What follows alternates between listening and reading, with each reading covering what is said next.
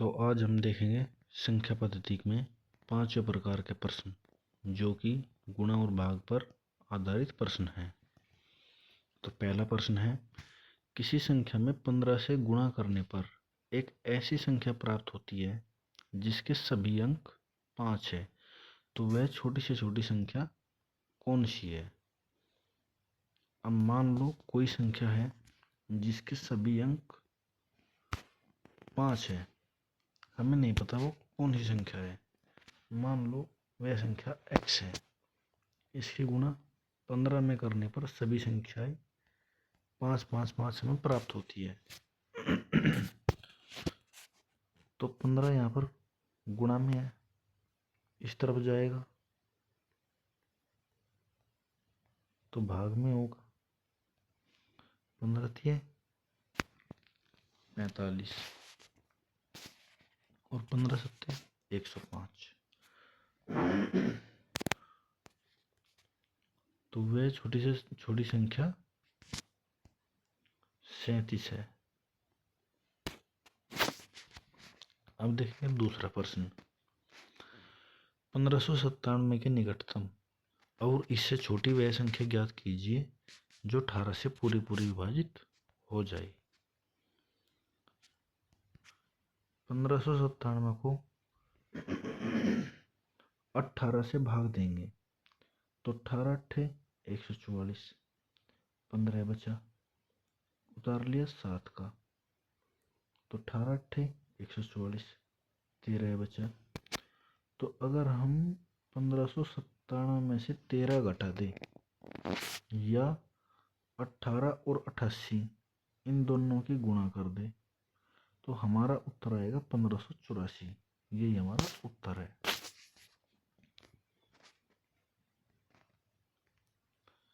अगला प्रश्न है, 4 अंकों की वह छोटी से छोटी संख्या ज्ञात कीजिए जो 147 से पूरी विभाजित हो जाए। तो 4 अंकों की छोटी से छोटी संख्या 1000, 1000 को भाग दिया 147 से, तो 147 गुना 6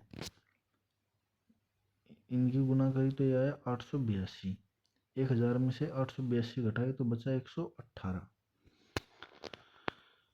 अब 118 में क्या जोड़े कि 147 हो जाए, या 147 में 7 की गुणा कर दो तो वो आएगा 1029। और अगर हम 118 में 29 जोड़ देंगे तो वो हो जाएगा 147। तो 1000 में 29 जोड़ेंगे तब भी 29 ही आएगा, 1029 होगा हमारा उत्तर।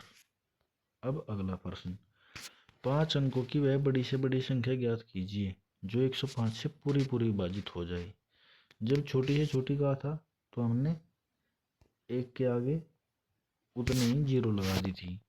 अब बड़ी से बड़ी कहा है 5 अंकों की, तो अब 5 बार 9 लेंगे क्योंकि ये 5 अंकों की सबसे बड़ी संख्या है। अब 105 से भाग देंगे 99,999 को, 105 नंबर 945, बचे 54, उतार लिया 9 का, 105 पंजे 525, बचे 24, उतार लिया 9 का, 105 दूनी 210, ये बचे 39। अब अगर हम 105 और 952 की गुणा कर दे तो आएगा 99,960, या हम इस 99,999 से 39 घटा दे तब भी आएगा 99,960। यही हमारा उत्तर है। अब अगला प्रश्न, दो संख्याओं का गुणनफल 845 है। बड़ी संख्या में छोटी संख्या से भाग देने पर भागफल 5 प्राप्त होता है, तो वे संख्याएं ज्ञात कीजिए। तो माना बड़ी संख्या a है और छोटी संख्या b है, इन दोनों का गुणनफल 845 है, और जब बड़ी संख्या यानी कि a को छोटी संख्या यानी कि b से भाग दिया जाता है तो 5 प्राप्त होता है। ये b इस तरफ भाग में है, इस तरफ आएगा तो गुणा में जाएगा, तो a बराबर 5b। अब समीकरण 1 में ये जो हमारी समीकरण नंबर 1 है, इसमें ये जो दूसरी समीकरण है इसको रखेंगे a बराबर 5b। तो a इंटू बी बराबर 845 था। अब a का मान रख दिया हमने 5b, तो 5b इंटू बी बराबर 845।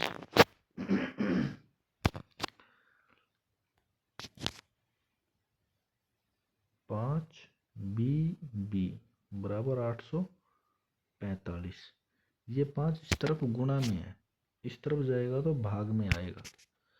5 से 845 को भाग दिया तो आएगा 169। और b इंटू बी यानी कि b का स्क्वायर, और इस तरफ जो 169 बचा है ये किसका स्क्वायर होता है? 13 का स्क्वायर, यानी कि b स्क्वायर बराबर 13 का स्क्वायर। स्क्वायर से स्क्वायर कट गया, b का मान क्या बचा? 13, यानी कि b बराबर 13। अब इसका मान समीकरण 2 में रखेंगे। a बराबर क्या था? 5, b का मान क्या आया हमारा? 13। तो a बराबर 5 गुणा 13 यानी कि 65।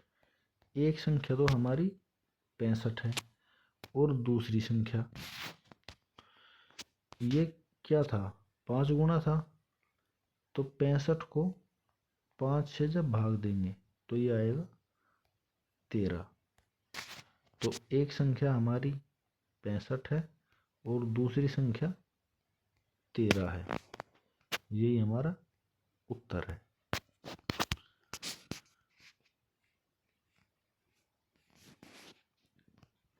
तो संख्या पद्धति की आज की ये क्लास यहीं पर समाप्त होती है। छठी प्रकार के प्रश्न को अगली क्लास में हल करेंगे।